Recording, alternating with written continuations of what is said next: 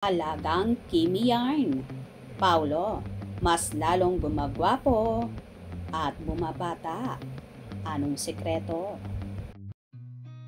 I've seen a lot of change, been through a lot of pain. Some things are not the same as they were a year ago, but all will be okay. I move on each and every day. The past. Usap-usapan ngayon sa social media ang aura ng kapamilya actor at in-demand na leading man, walang iba kundi si Paulo Abilino. Nagbahagi kasi ang actor sa kanyang Instagram ng video at mga larawan kung saan makikita mo sa kanya na so yummy siya sa kanyang aurahan. Marami tuloy ang nagsasabi na mas lalong gumagwapo at bumabatang tingnan ang actor. Sa kanyang mga pinosti sa social media ay may hirit pa ang ilan na alagang Kimi Yarn.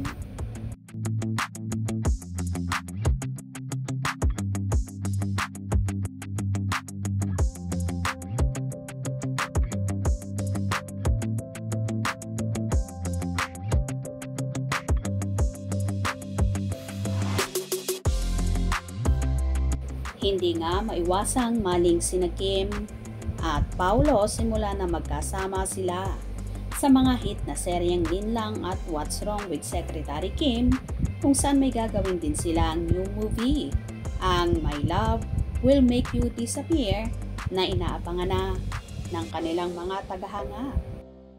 Bukod pa dito ay kakaibang karisma ang hatid at saya na dala ng Kim Pao on and off camera na grabe ang pakilig. Napapabalita rin na nagkakamabutihan na ang Kim Pao base na rin sa love language nila, kung saan malimit tinatawag ni Paulo si Kim ng babe at Aaron naman ang tawag ni Chinita Princess sa aktor. Active din ang dalawa sa kanilang bodybuilders, kung saan panay ang pag-gym nila at pag-jogging together. Dahil dito, malimit din silang inookray ng mga kasamahan ni Kim.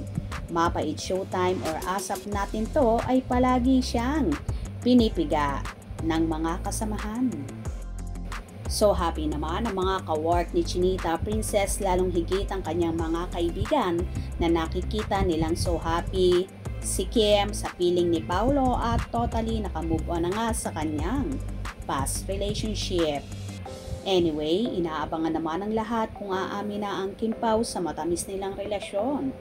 Dahil umamin na nga ang mga exes nila sa kanilang bagong karelasyon, kagaya nila si Yan Lim na may Irish Lee at Janine Gutierrez na sinasabing nililigawan naman ni Jericho Rosales. So, wala nang dapat pang ipangamba at ikabahala ang Kim Pao kung soon ay ilantad na rin nila sa madlang people ang kanilang relasyon. Agree ba kayo doon? Hope you enjoyed.